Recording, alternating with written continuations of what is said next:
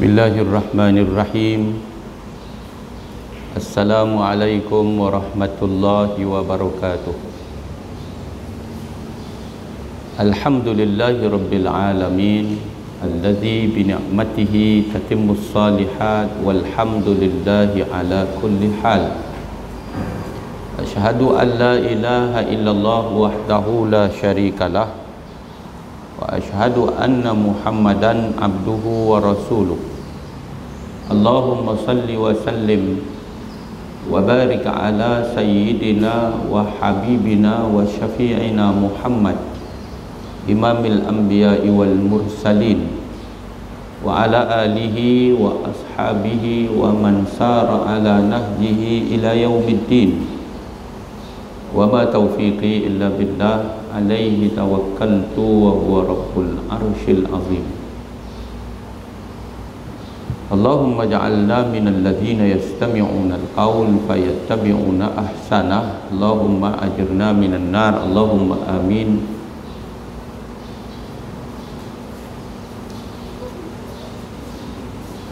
Yang berusaha pihak penganjur barisan urus dia, tuan-tuan dan perempuan muslimin dan muslimat yang istiqamah hadir mengimarahkan kuliah duha Jumaat di dataran HIG pada setiap minggu. Mudah-mudahan kesemuanya kita dirahmati oleh Allah Subhanahu wa taala. Alhamdulillah, kita sama-sama panjatkan banyak-banyak syukur kehadrat Allah Subhanahu wa taala kerana dalam keadaan walaupun PKP masih lagi kita mesti ikuti SOP-nya. Nampaknya sampai akhir tahun kita macam ni, tuan-tuan. Dalam keadaan COVID-19 masih lagi belum reda di seluruh dunia. Alhamdulillah di Kedah kita sudah nampak reda bilangan mereka yang terlibat dengan kes COVID. Kita doa mudah-mudahan dalam tempoh yang dekat, mudah-mudahan Allah Subhanahu wa taala dengan rahmat kesiam belahnya pada kita umatnya akan mengangkat COVID ini daripada kita, daripada khususnya negara kita, negara umat Islam dan dunia seluruhnya. Bala daripada Allah, tuan-tuan. Kita kena terima hakikat kita ni hanya mampu merancang sahaja, Allah yang menentukan. Sedih saya dengar kisah-kisah tadi selepas daripada kuliah subuh saya di Al-Hana, sempat sembang dengan beberapa sahabat. Sebab di pulau tuan-tuan ni dia ada lapangan terbang. Jadi cerita sahabat saya, dia kata sampai kapal terbang pun tak jalan. Asia kadang-kadang sehari sekali saja tinggal. Banyak yang sangat terjejas lah maknanya. Bayangkan, dia kata saya di cable car boleh 800, lebih kurang lagu tu sehari tu boleh gagah lah RM6, kadang tak ada apa. Ada yang dah gulung tikar sebelah tepinya kerana moratorium dah habis, nak kena bayar sewa 8,000 sebulan. Jadi kita terima ini adalah satu daripada janji Tuhan. Wala nabluwannakum, niscaya pasti kami akan uji kamu, niscaya pasti kami akan cuba kamu, kata Allah. Tapi bukan banyak pun, Allah sebut bisyai'in, sikit aja. Bisyai' itu dalam tafsir sebut biqalilin, sikit aja. No? Daripada yang Tuhan janji nak uji kita itu, salah satu dia Tuhan sebut naqsim minal amwal, kurang daripada harta-harta benda. Dalam kita duk dapat pendapatan yang baik, tiba-tiba hilang pendapatan. Nah, apa nama sahabat saya ni cerita, dia kata bayangkan, dia kata hak duk terbang tu nama dia paramugari bukan, pilot hak duk bawa tu, dia kata no, hak gaji puluh ribu, gajinya sangat tinggi, tinggal 9,000, no, reduce lebih daripada setengah kan. Dia kata hak yang ada syarikat penerbangan, saya tak mau sebut apa dia lah kan, syarikat penerbangan ni tak ada, basic tak ada dah, tinggal allowance pula bukan macam dulu kalau satu penerbangan RM45 contohnya. Dia kata Alangkawi Kuala Lumpur RM45 terbang pula pergi Kelantan RM45, basic dapat, allowance setiap penerbangan dapat. Lah ni tak ada, basic tak ada, penerbangan antara lokasi itu saja yang dibayar adalah lamsam sehari RM45. Cuba tuan-tuan bayang, daripada pendapatan yang begitu besar tiba-tiba zup turun. Dia kata ada patu syarikat penerbangan, dia kata bukan takat basic, allowance pun tak ada, kalau nak kerja, kerjalah dulu, tapi tak ada apa lagi lah takat ni. Kalau nak berhenti, nak kena berhenti. Sebab tu ada hak duk bawa kapal terbang, lah ni bawa kereta jenazah. Jadi alhamdulillah, kita dalam keadaan ujian yang macam ni punya badai yang menimpa, kita masih kekal istiqamah. Masjid kita pi, pengajian kita sampai, kita redha dengan ketetapan Allah Subhanahu wa taala. Rahmat Tuhan mencurah, jiwa kita akan tenang, insya-Allah hidup kita akan bahagia bila kita menerima keadaan yang telah ditentukan oleh Allah ini dengan sabar dan istiqamah. Sabar kita taat perintah Allah, sabar kita tinggal segala larangan Allah, sabar bila kita dibadai dan diuji dengan ujian Allah. Tuan-tuan, istiqamah kita untuk terus berada dalam keadaan menjadi hamba yang sebenar-benar dan khalifahnya, untuk melaksanakan suruh perintahnya dan meninggalkan larangan dan tegahnya. Alhamdulillah pagi ini untuk makluman tuan-tuan, negeri kita yang telah pun tuan-tuan tak terasa sebab kuliah duha Jumaat di dataran HIG ini dah lama tuan-tuan.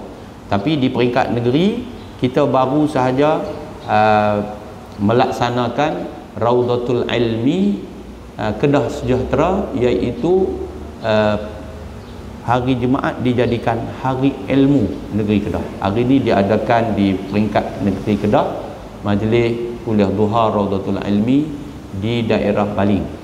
Kita buat di daerah Baling di Unisyam. Dan pada waktu yang sama saya bercakap ni, pukul 9 pagi ada kuliah duha Jumaat di kediaman rasmi Yang Amat Berhormat Menteri Besar Kedah di Dewan Seri Mentalun, tuan-tuan. Dan Menteri Besar kita dia memang duduk di kediaman rasmi dia tak macam menteri-menteri besar dulu depa duduk di rumah depa. Tapi MB ni dia orang sik, dia mai duduk di situ.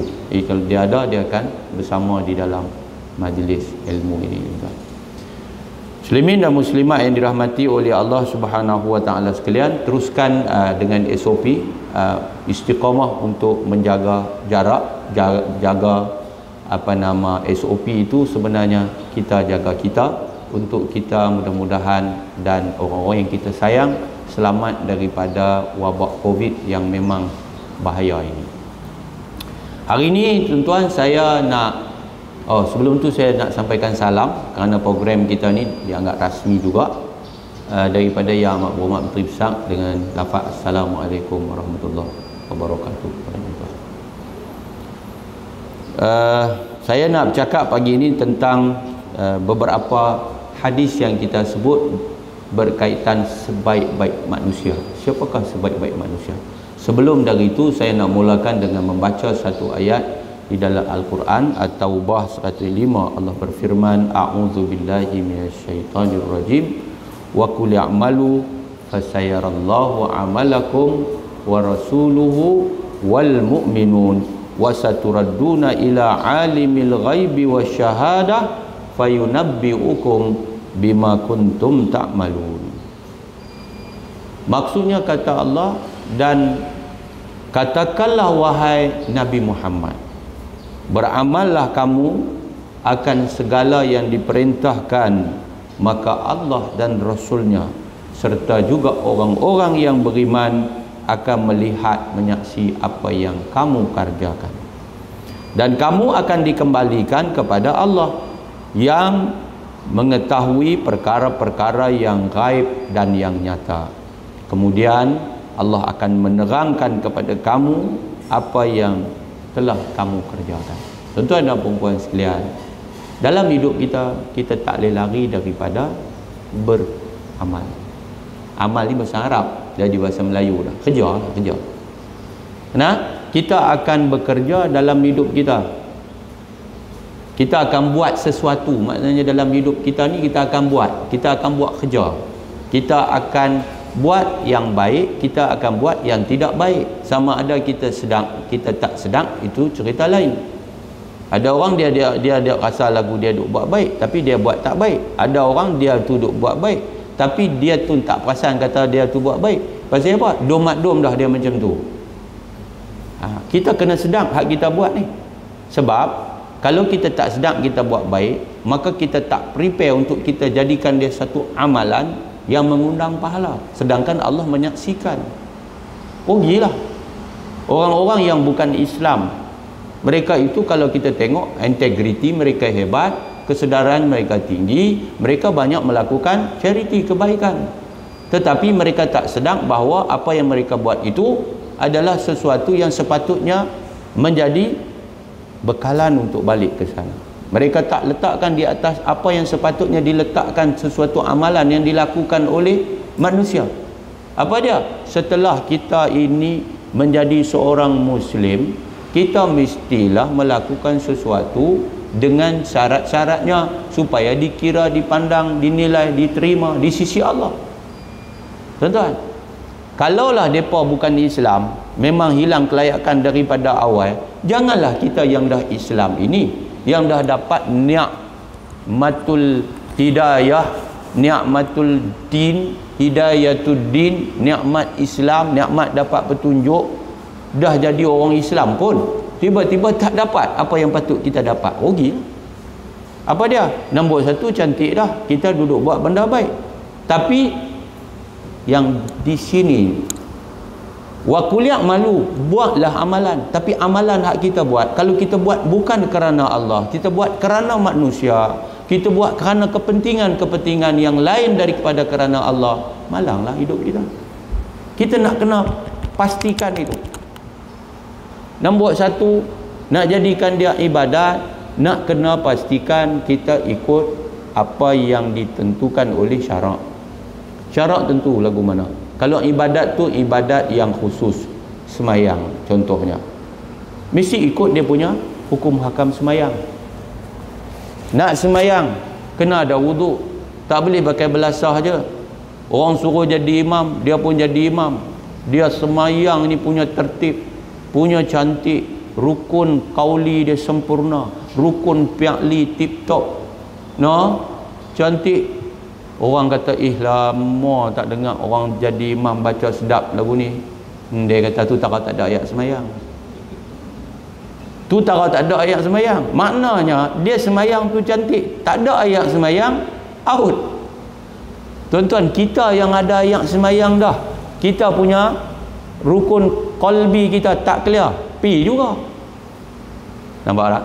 Maknanya ibadat ada tata caranya. Nak jadi ibadat ada persyaratnya. Kalau ibadat tu khusus, mesti mengikut hukum hakamnya. Lepas tu mesti ikhlas kerana Allah. Mesti wajib. Kita mengaji, ada orang mengaji kerana dunia. Orang mengajak, ada orang mengajak kerana dunia. Orang bekerja, ada orang bekerja kerana dunia, dapat dunia. Nampak tak? Jangan. Kerana Allah Ta'ala, Rasulnya, orang beriman menyaksikan, dan sampai masanya Allah pasti akan bagi tahu.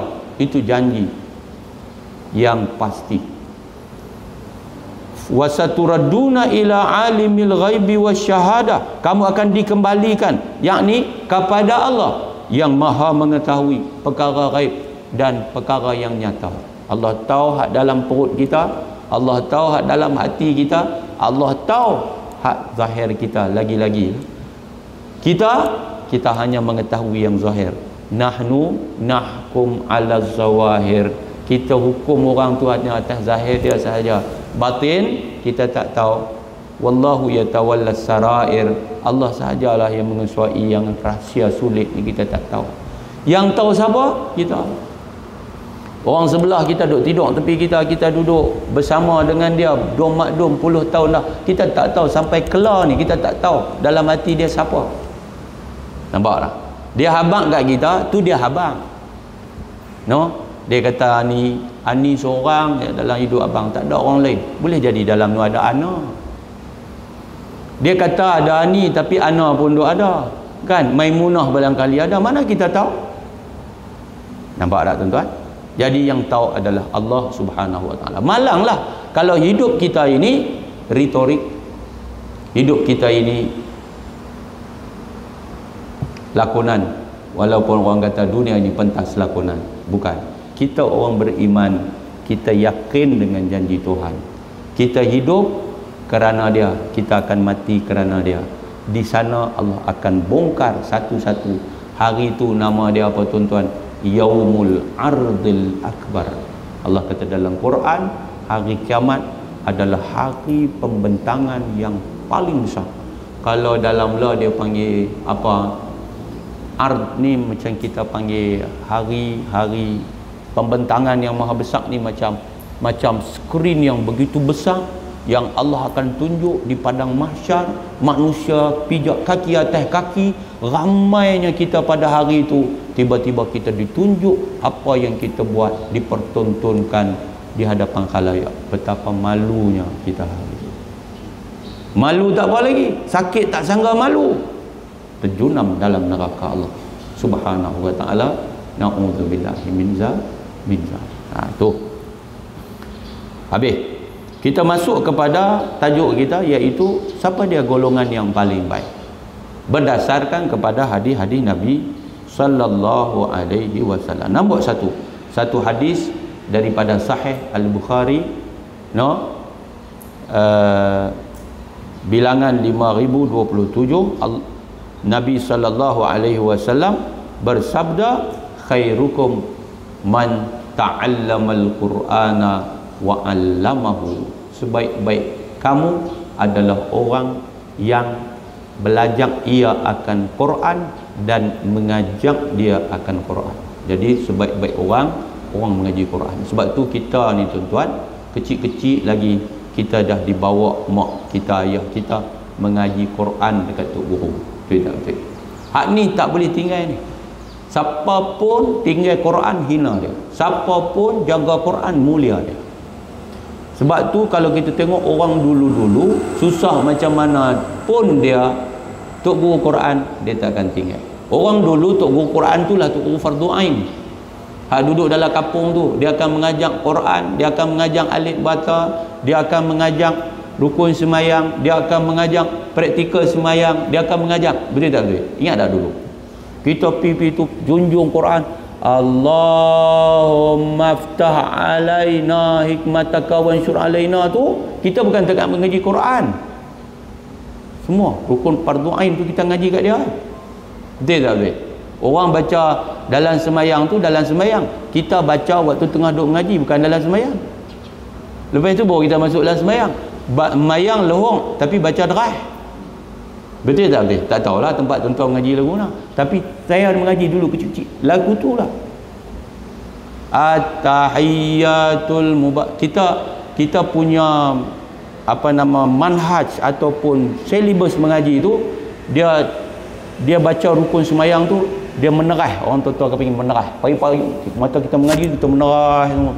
Usalli fardal maghribi thalatha raka'atin ada'am ma'muman lillahi ta'ala, Allahu akbaru kabira walhamdulillahi katsira. Bukan duduk tengah mayang, duduk tu lah. Siapa ajak? Tok guru Quran tu lah ajak. Tu dia tuan-tuan, mengajilah Quran. Nak habis tebal tu Tuhan tuan-tuan. Alif bata pun berapa lama. Lepas tu baca Fatihah berapa lama nak betul Fatihah. Tuan-tuan bayangkan, ada orang mengaji Quran ni sampai ketua. Dia habis kerja pencen, dia bawa bini dia, anak dia pergi mengaji Quran. Pembetul lihat mengaji dulu ni. Mulianya dia mencari. Sebab apa? Sebaik-baik orang adalah orang yang belajar Quran. Bila dia boleh Quran, dia mengajak pula Quran. Janganlah kita ingat nak mengajak Quran ni nak kena ada tauliah lah. Kami tak ada tauliah. Jangan kira tauliah. Nak mengajak anak kita, tauliah apanya? Mengajak anak kita, hak jadi ibu, hak jadi ayah, mengajak anak kita Quran.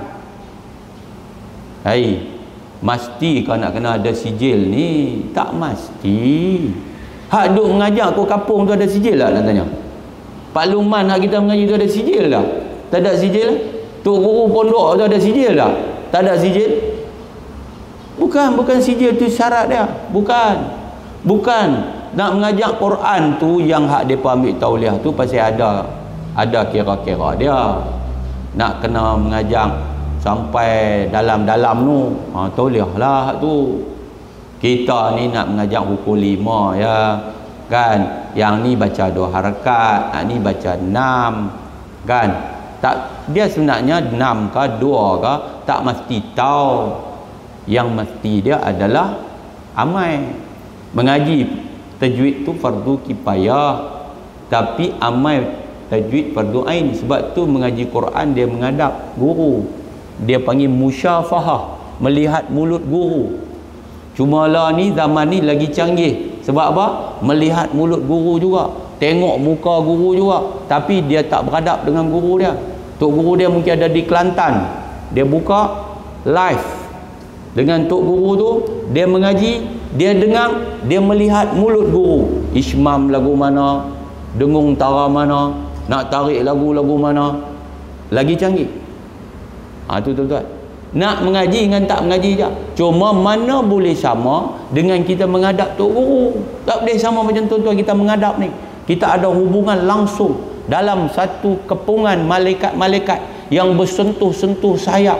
Saya, tuan-tuan, duduk di satu tempat, malaikat daripada 7 petala bumi sampai 7 petala langit lengkong kita.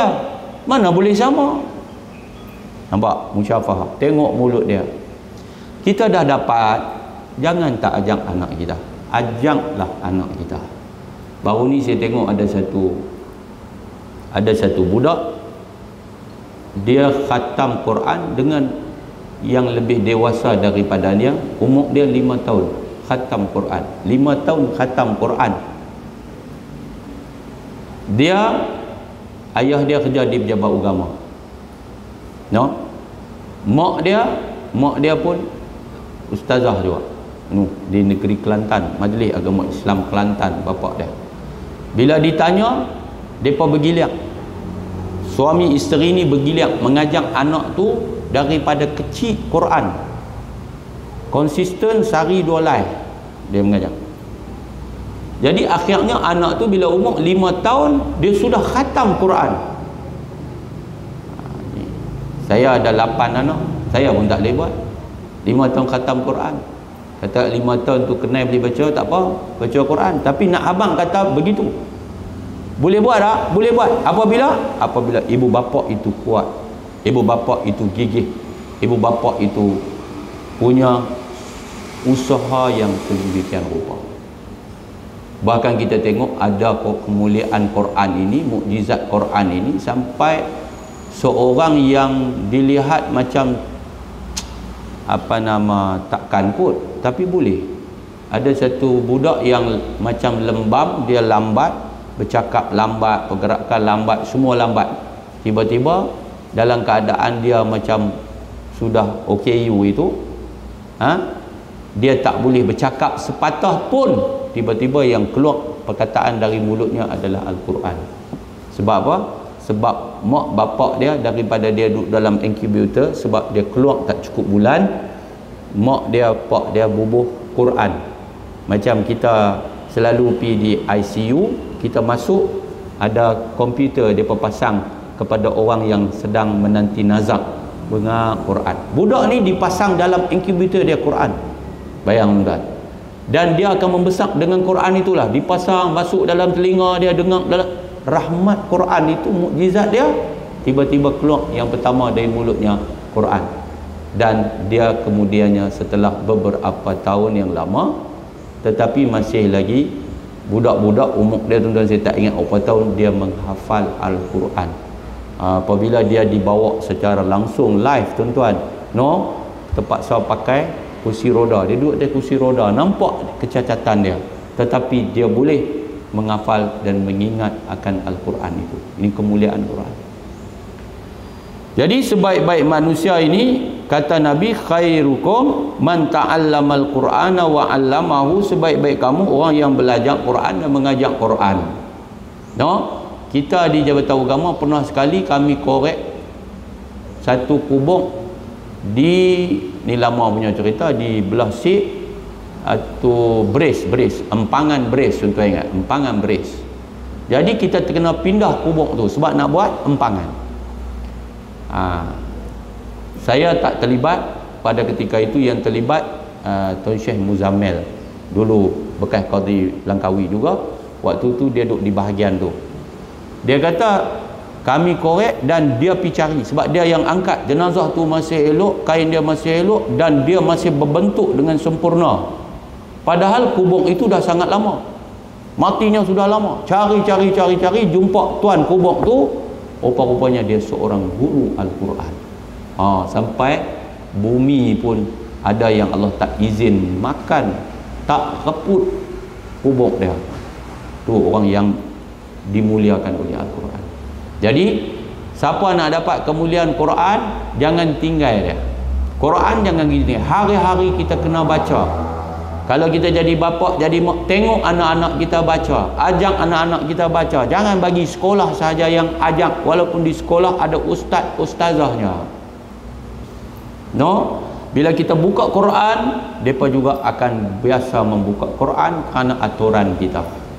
Sebab benda baik ni memang macam tu. Kalau benda hak tak baik mudah, hak baik ni susah.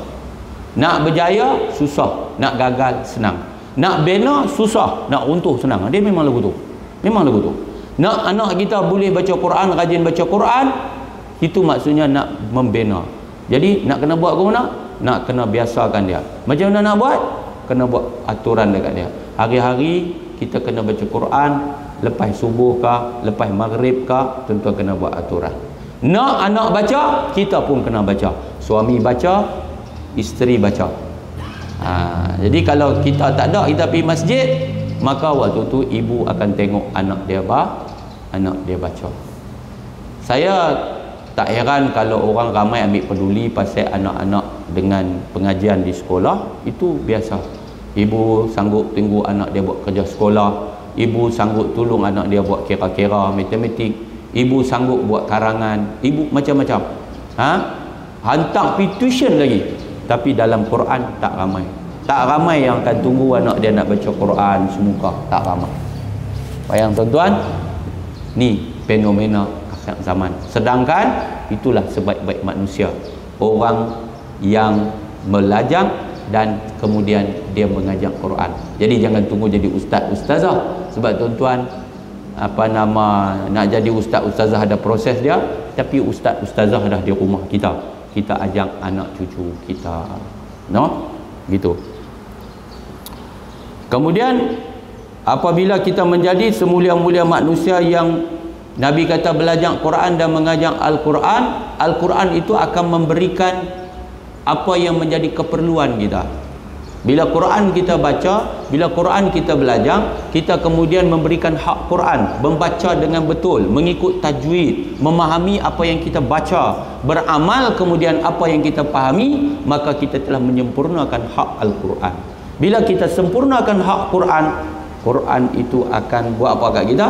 Qadahu ilal jannah. Nabi kata orang macam tu, Quran akan pimpin hidup dia ke dalam syurga. Macam satu orang pegang tangan masuk dalam syurga. Allahu Akbar.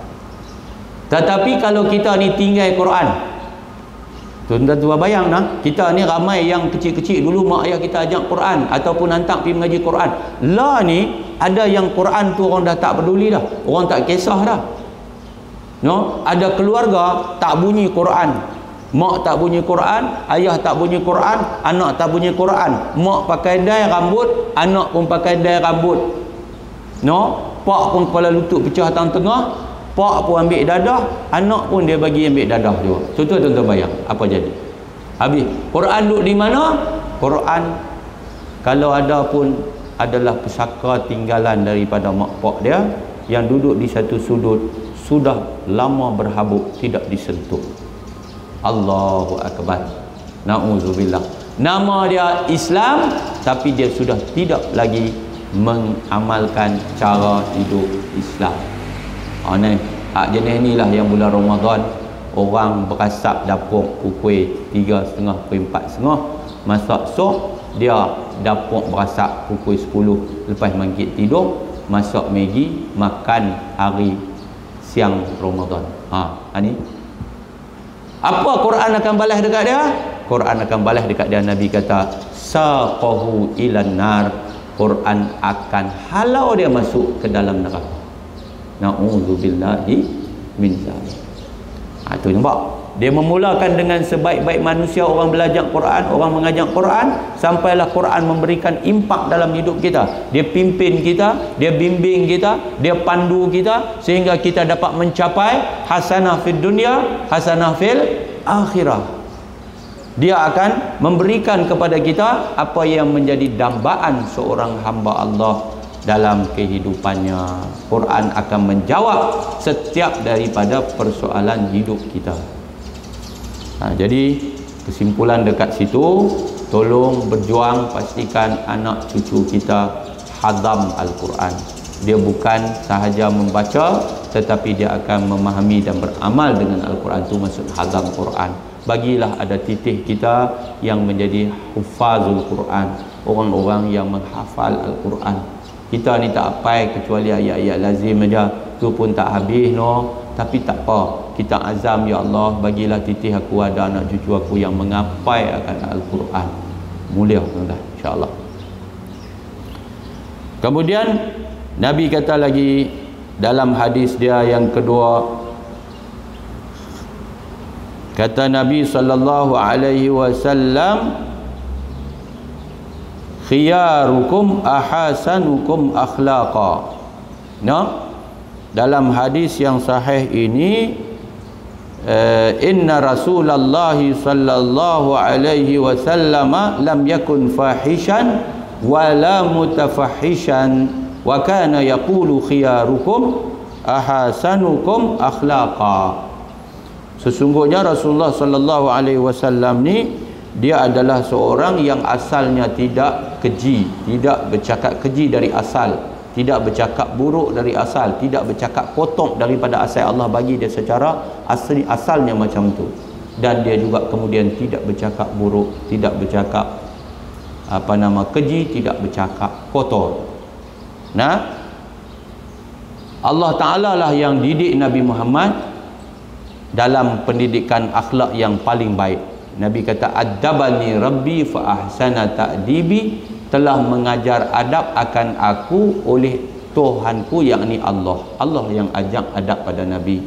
Fa ahsana ta'dibi, maka sebaik-baik didikan tarbiyah adab yang telah Nabi SAW dapat daripada Allah Azza wa Jalla. Sebab itu Nabi Muhammad, mak Nabi, ayah Nabi lagi awal, ayah Nabi kecil lagi dah. Nabi dalam perut mak lagi ayah dah meninggal.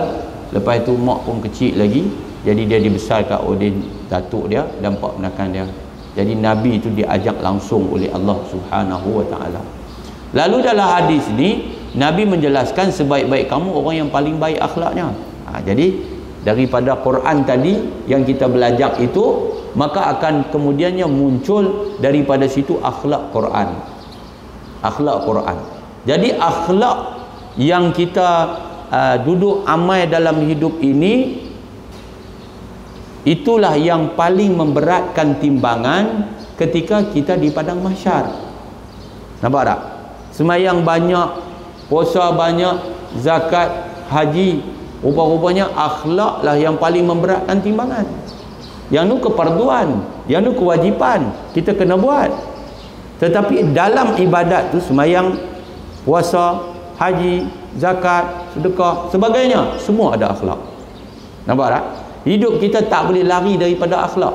Akhlak yang baik mahmudah, akhlak yang buruk mazmumah. Sebab itu akhlak ini juga disebut oleh para ulama sebagai al-akhlaqul karimah ya ad-din. Akhlak yang mulia itu adalah agama itu sendiri.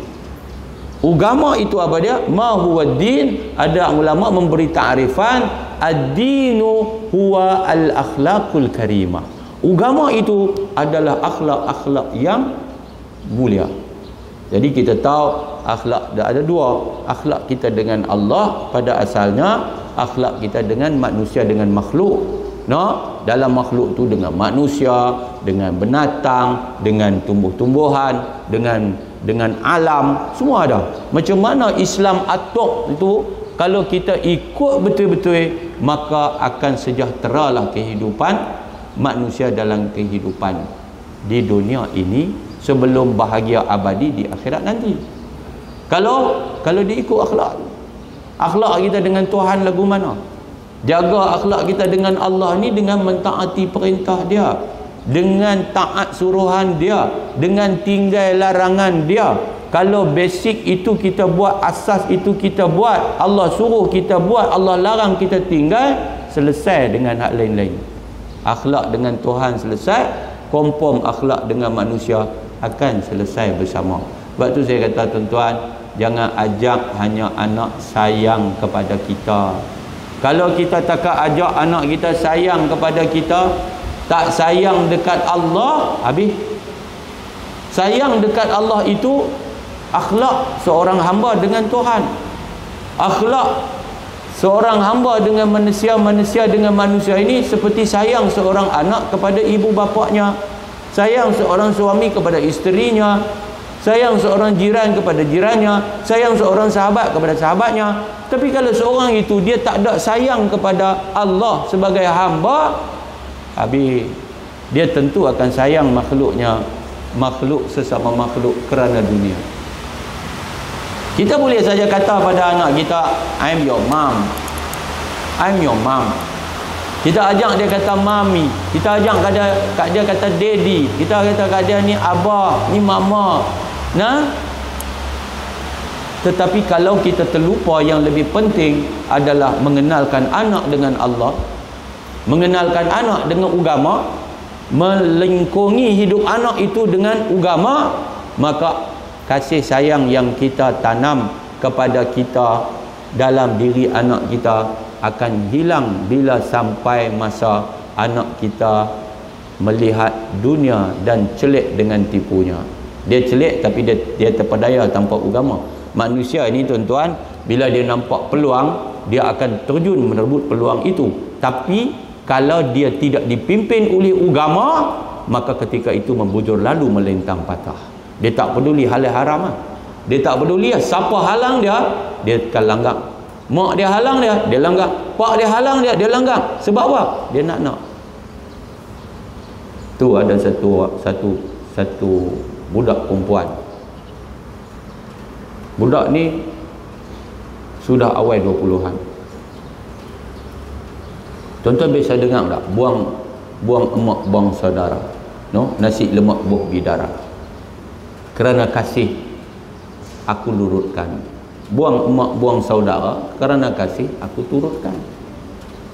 Dia bercinta dengan satu budak. Dia duduk jauh di seberang laut tu. Kan? Kemudian dia mai di Kuala Lumpur, dia jumpa dengan budak jantan tu, dia cinta dengan budak jantan tu, dia duduk dengan budak jantan tu tanpa berkahwin. Tak kahwin. Bila dia balik pergi dekat negeri dia, mak pak dia sayang dia, jaga dia, halang dia jangan duk pi dah. Sebab budak jantan ni terlibat dengan benda tak elok ni. Budak jantan ni dah jadi seorang yang suka ambil dadah. Tuan-tuan pun tahu, kalau dah kena dadah ni jadi susah lah. Tapi dia dah cinta. Akhirnya satu hari dia ambil keputusan, dia keluar daripada rumah, tinggal mak pak dia, lah dia sedudukkan dengan budak jantan. Penin kita. Penin. Pasal apa? Yang mak pak dia di sana tak bagi. Tak restu. Yang hak di sini ni nak bagi menikah. Duduk sekali. Penin sampai Tok Imam. Dia tak nak buat macam mana ni, duduk sekali. Jadi kita minta supaya dah sini ni keluarga sini pun penin, antak pinangan apa semua pun penin, lekat kot jalan lah. Kita nak sampai ke peringkat campur tangan mahkamah. Pasal apa? Pasal dalam keadaan Allah ni dia pada duduk kesedudukan bertahun dah. Pasal apa jadi macam ni? Pasal apa mak bapak kita jadi musuh kita? mak bapak kita nak kita jadi anak yang baik, nak jadi hamba yang bertakwa. Tapi oleh kerana kita hak jadi mak bapak mungkin terlepas pandang pada awal dulu untuk jadikan anak kita ini seorang hamba Allah, bukan hamba dunia, bukan hamba nafsu, bukan hamba setan, bukan hamba iblis. Tapi oleh kerana yang kita duk cakap ni benda gaib, Tuhan tu gaib, betul tak betul? Allah yang kita duk cakap beriman dengannya, Allah itu gaib, tak nampak dipandang mata. Surga yang dijanjikan oleh Allah yang maha cantik tak terperi itu juga gaib, tak dapat dipandang mata. Neraka yang penuh dengan azab itu juga gaib. Malaikat catat roket duduk di belah kanan, Atib duduk belah kiri, itu juga gaib, tak nampak dipandang mata. Nampak tak? Jadi susah. Ramai ibu bapa dia jadikan benda tu sebagai sampingan. Dia tak jadikan benda itu sebagai keutamaan, sebagai akar kepada kehidupan. Tanam akidah dulu, tanam iman dulu, pasti agama dulu. Lepas itu lepaslah anak kita keluar. Kalau kita tak bagi agama dia kuat, dia keluar, dia pasti akan terperangkap, dia pasti akan terpedaya. Tuan-tuan, sebaik-baik manusia kata Nabi yang paling baik akhlaknya, nak ambil tak mana? Ambil daripada Quran. Sayyidatina Aisyah radhiyallahu anha ditanya, macam mana akhlaknya Rasulullah? Dia kata, kana khuluquhul Quran. Akhlak Nabi itulah Al-Quran. Jadi tadi kita kata dah, Nabi kata sebaik-baik manusia orang belajar Quran, orang mengajar Quran. Jadi Quran itu adalah punca. Dia punya main power, dia punya punca kuasa. Quran kalamullah. Jangan tinggal baca, bagi betul, faham kita baca, amal apa yang kita faham. Didik anak kita berlandaskan Quran, berpedomankan Al-Quran, berpanduankan kitab suci Al-Quran dan hadis junjungan Nabi Muhammad SAW. Kita akan mendapat apa yang kita ingini, semua kita idam-idamkan, iaitu keturunan yang soleh ini. Tuan-tuan muslimin muslimat dirahmati Allah, kita tetap akan terima bahagian. Kalau kita sendiri tak ada akhlak, macam mana anak-anak kita nak ada akhlak? Kita sendiri pun masuk dalam rumah tak bagi salam, kita sendiri pun tak baca Quran hari-hari, kita sendiri pun tak suka cakap elok-elok. Macam mana kita nak anak kita cakap elok-elok, masuk dalam rumah bagi salam, buat benda yang baik? Kalau kita tak biasakan akhlak yang mulia dan baik dalam kehidupan, anak kita akan salin, tuan-tuan, apa yang kita buat. Sebab tu ni adalah satu benda yang ditinggal oleh Nabi SAW. No? Apa dia, tuan-tuan? Akhlak dia. Macam mana cara Nabi, macam mana Nabi jadi seorang anak muda, macam mana Nabi menjadi seorang suami, macam mana Nabi menjadi seorang ayah, macam mana Nabi jadi seorang imam. Nabi itu paling baik. Kita sahaja yang tertinggal melihat bahawa sebaik-baik contoh dan teladan ada kepada Nabi sallallahu alaihi wasallam. Anak kita ni dia kecil, dia sedang tengok apa yang kita duk buat. Dia tak boleh buat lagi apa yang kita buat sebab dia kecil. Dia dengar apa yang kita bercakap, dia tak boleh cakap lagi apa yang dia dengar. Tetapi sampai satu masa dia pasti boleh buat apa yang dia nampak. Dia pasti boleh kata apa yang dia dengar. Maknanya kalau kita mengabaikan aspek ini, iaitu kelaziman yang baik yang kita kena bagi dekat anak-anak kita akan rosak. Contoh, satu bapa balik tak bagi salam masuk dalam rumah, satu ibu balik tak bagi salam masuk dalam rumah, anak tak akan bagi salam masuk dalam rumah, walaupun anak tu belajar di sekolah.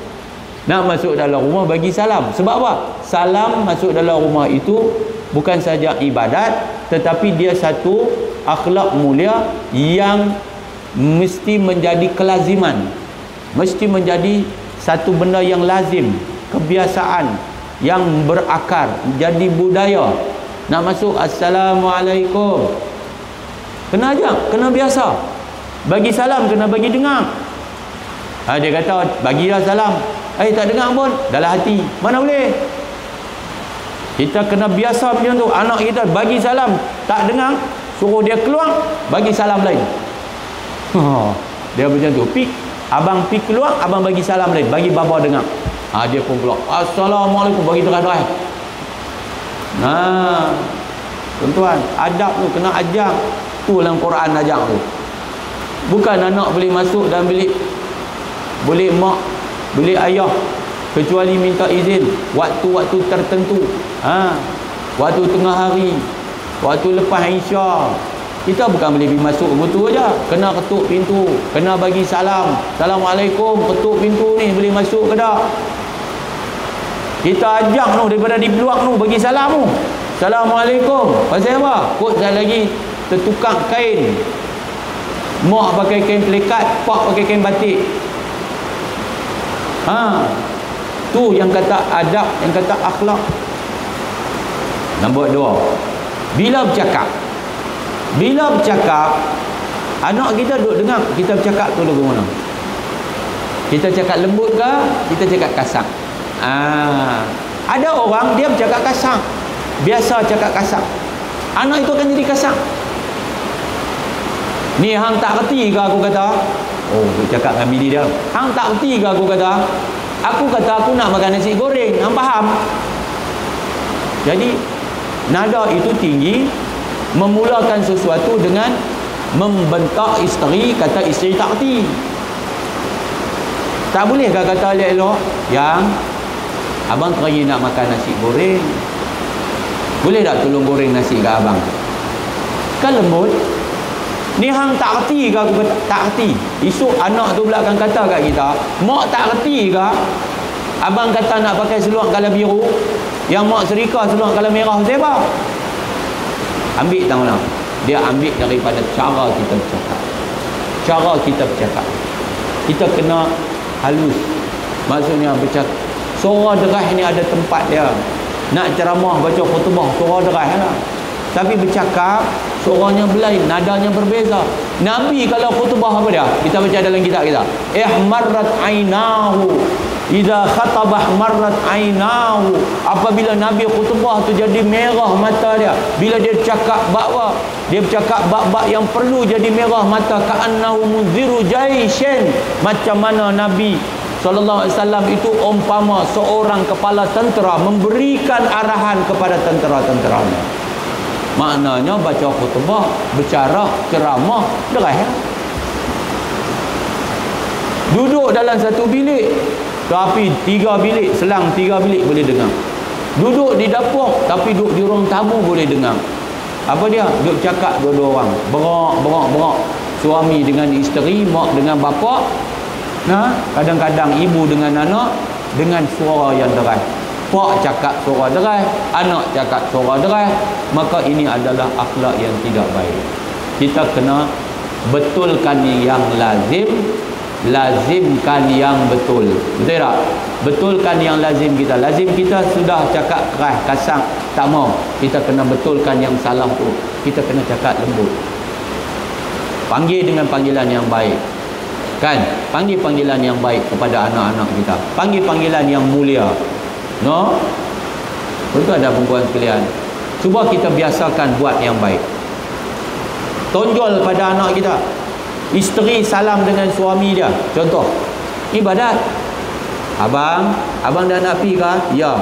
Dia pergi salam dengan suami tu. Dia cium tangan suami dia depan anak dia. Anak dia akan main ikut. Abah dah nak pergi, salam, cium tangan abah dia. Tuan-tuan, ada orang tak dapat nikmat ni. Tak dapat nikmat ni. Siapa nak pergi, abang pun tak. Mana akhlak? Isteri nak pergi, wajib kena minta izin suami. Suami nak pergi, dia tak wajib minta izin isteri, tapi dia sepatutnya bagi tahu isteri dia di mana dia nak pergi. Nampak? Bab ihsan dia ke bini dia, dia kata, yang ni abang nak pergi ni. Abang nak pergi mana? Abang nak pergi sekian-sekian tempat. Ada sekian-sekian benda nak pergi. Abang. Nampak? Suami macam bapak dengan mak lah. Dia tak gaduh minta izin anak. Ni anak dia nama Minah, dia kata Minah, mak nak minta izin nak pergi market ni. Mana boleh tu Aminah anak dia.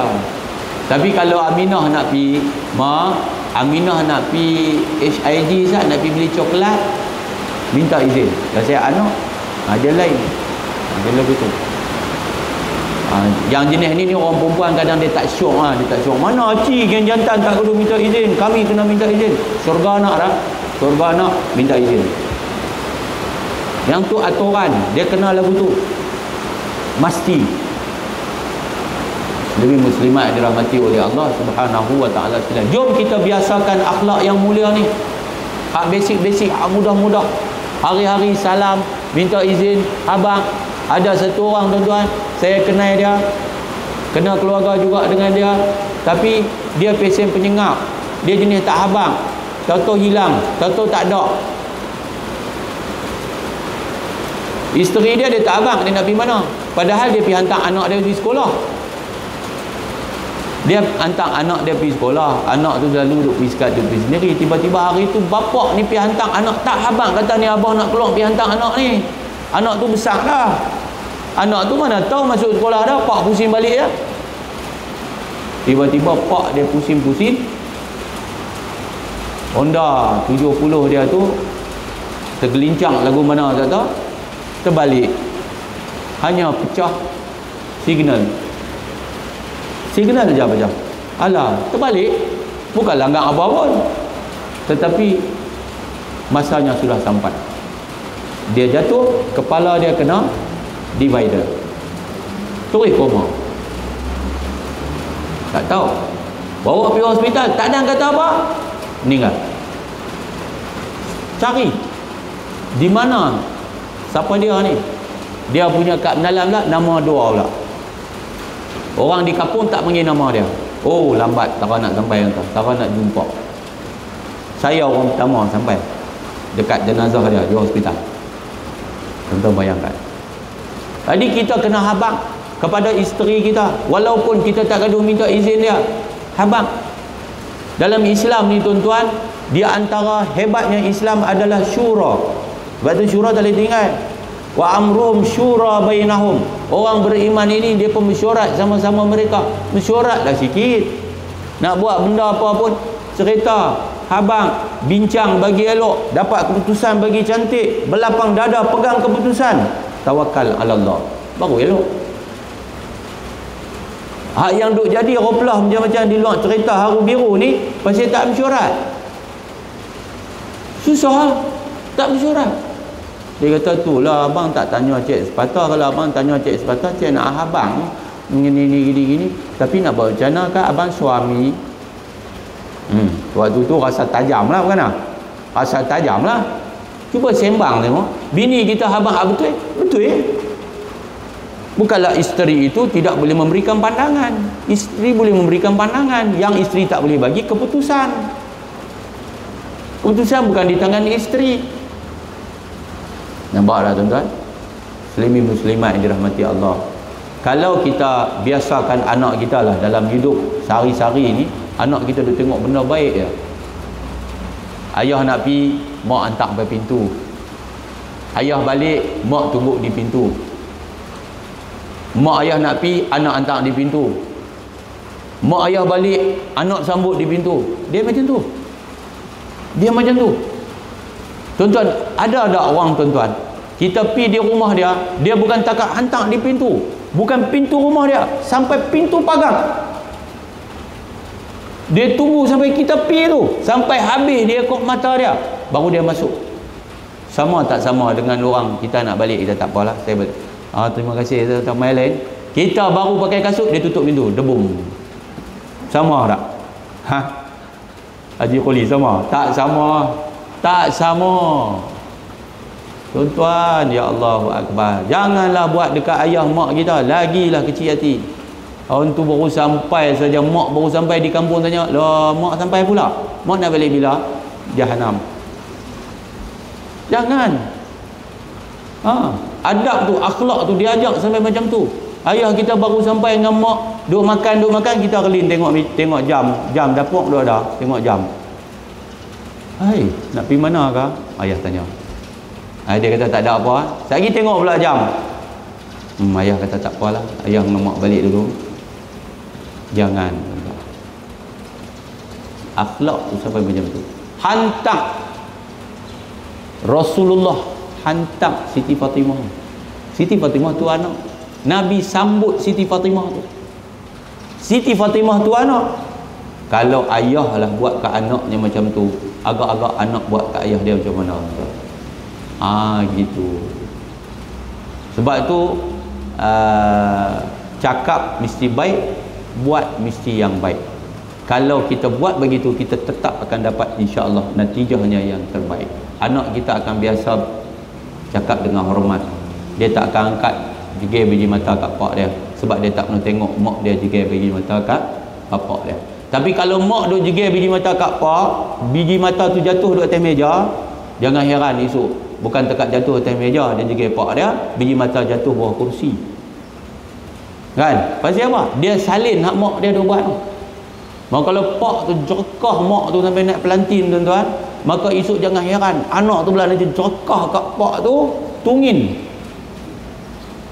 Dia punya pusingan tu, dia punya roda kehidupan itu. Jadi jom kita didik. Sebab akhlak ni dipanggil muktasabun. Akhlak adalah sesuatu yang boleh diusahakan. Muktasab makna boleh dicari. Kita ada satu ilmu dipanggil ilmu akhlak. Ilmu akhlak. Kita kena ajak. Kalau anak cakap kasar, kita abang kat dia, anak, kita kena cakap lembut. Macam tu. Kalau anak itu cakap tak tengok muka, dia kata, anak, bila kita cakap dengan mak, kita tengok muka mak, tengok mata mak. Tengok ayah cakap dengan mak, ayah tengok mata mak tak? Tengok. Mak tengok mata ayah tak? Tengok. Sebab tu kita kena cakap tengok mata. Itu akhlak. Tengok muka dia tak senyum, anak kena senyum. Senyum itu sedekah. Tu akhlak. Senyum tu sedekah. Tengok dia berjalan tu kalang-kalang kabut, anak, kita tak boleh jalan kalang-kalang kabut. Kita tak boleh terlalu lambat, kita tak boleh terlalu cepat, kecuali kita cepat kerana keperluan. Akhlak itu kena ajak dia.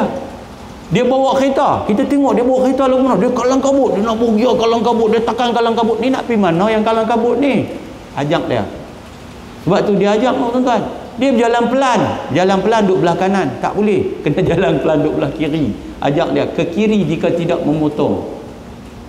Dia duduk dalam sistem tu, kita kena ajak. Sebab hak kita ajak daripada kecil, itulah dia akan bawa ke hari tua. Cuba tuan-tuan bayang betapa besarnya akhlak itu. Anak itu akan jadi manusia di muka hari. Tiba-tiba aja dia dah jadi suami orang, tiba-tiba aja dia dah jadi isteri orang, tiba-tiba aja dia hidup dalam satu komuniti baru, tiba-tiba aja dia sudah tak ada dengan kita lagi.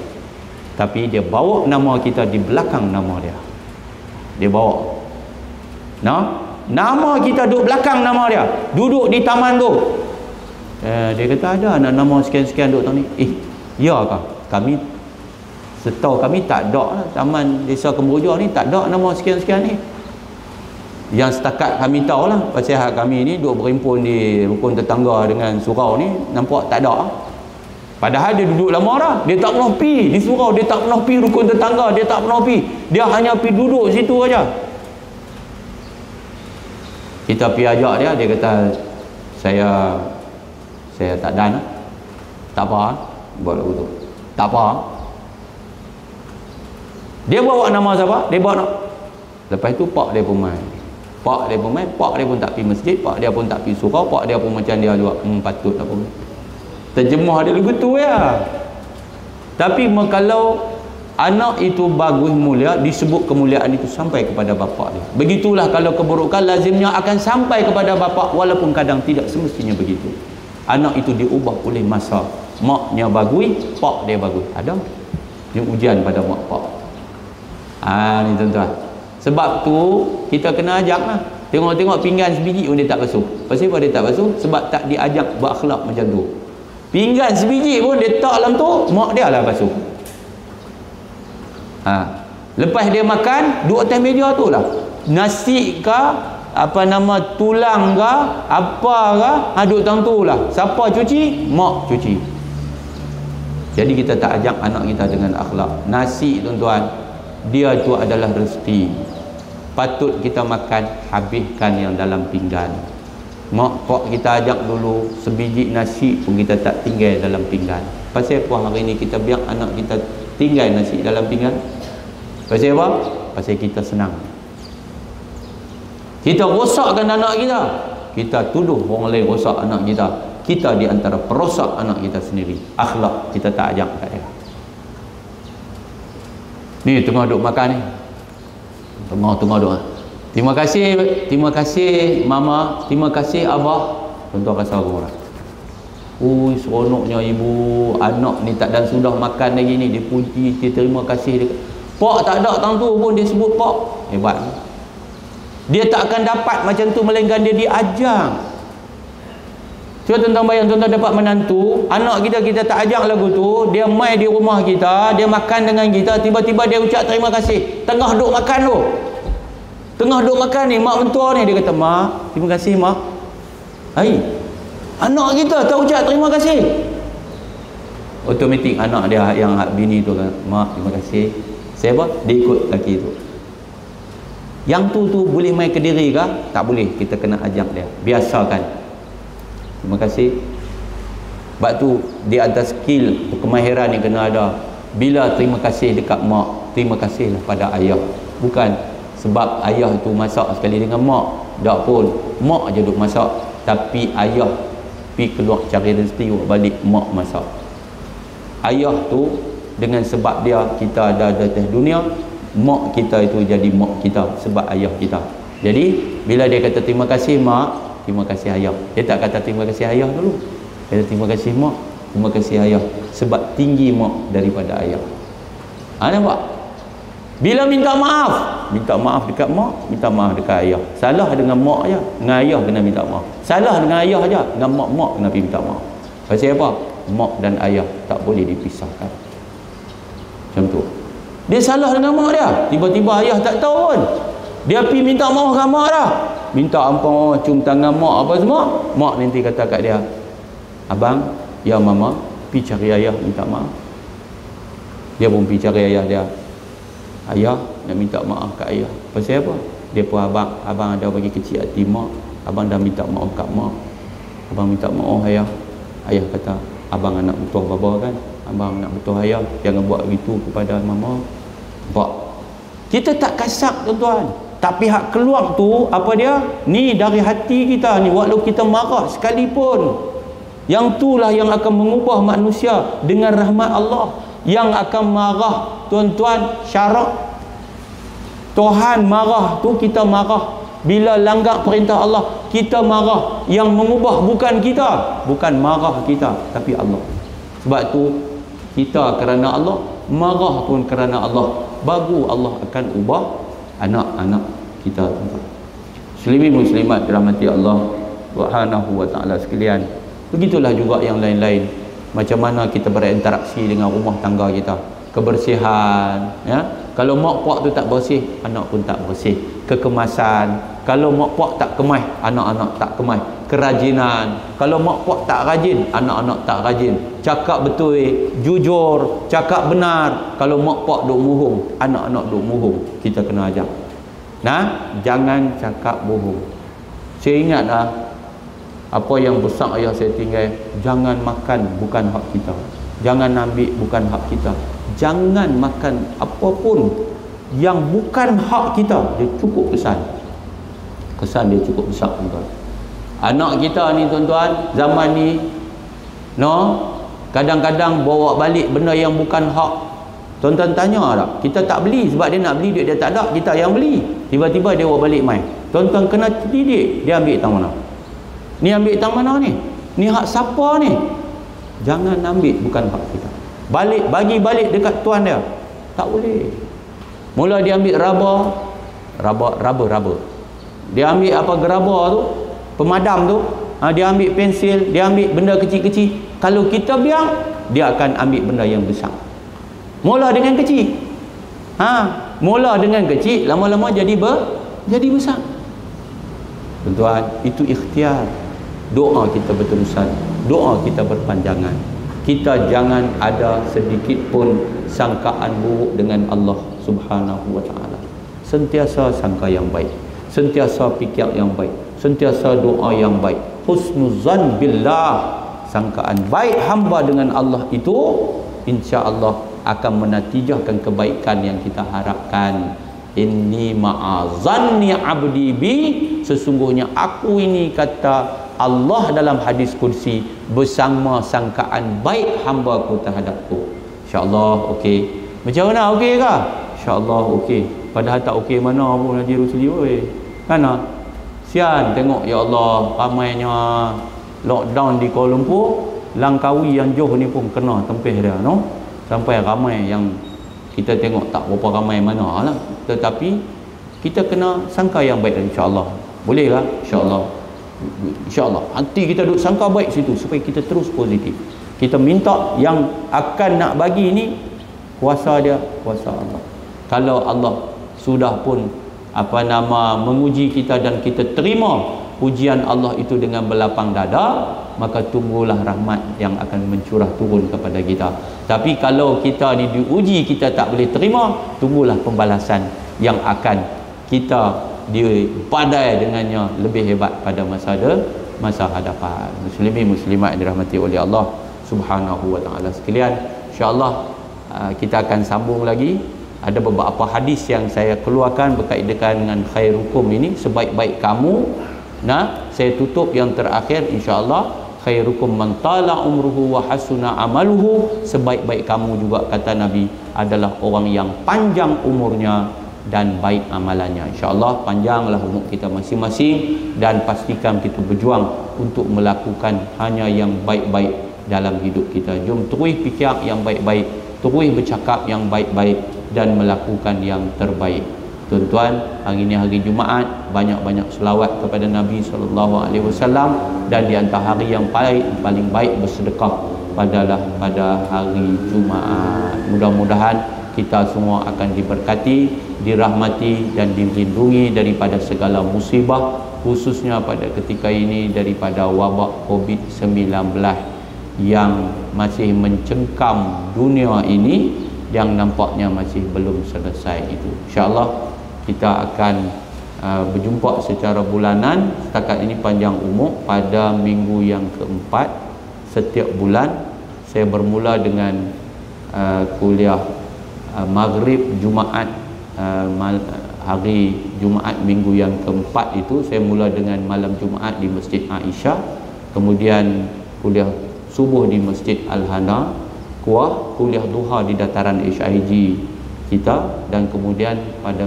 bulan ini saya berkhutbah Jumaat di Masjid Aisyah, malam nanti saya di Masjid Padang Kandang, besok subuh saya di Masjid Temoyong, dan kuliah duha di Taman Desa Kemboja sebelum balik, tuan-tuan. Jadi saya sangat bersyukur dapat bersama dengan penduduk-penduduk bumi bertuah Langkawi ini untuk mengimarahkan majlis ilmu dan menjayakan hasrat kerajaan menjadikan hari Jumaat sebagai hari ilmu di negeri kita. Mudah-mudahan kedah sejahtera nikmat untuk semua benar-benar menjadi nyata di hadapan mata, dengan bulat tekad kita semua bermuafakat, menjauhi perbezaan, menjauhi permusuhan, mengikat tali persaudaraan dengan meletakkan agama kita, Quran dan Sunnah, di hadapan untuk kita tegakkan. A'udzubillahi minasyaitonirrajim. Bismillahirrahmanirrahim. Alhamdulillahirabbil alamin.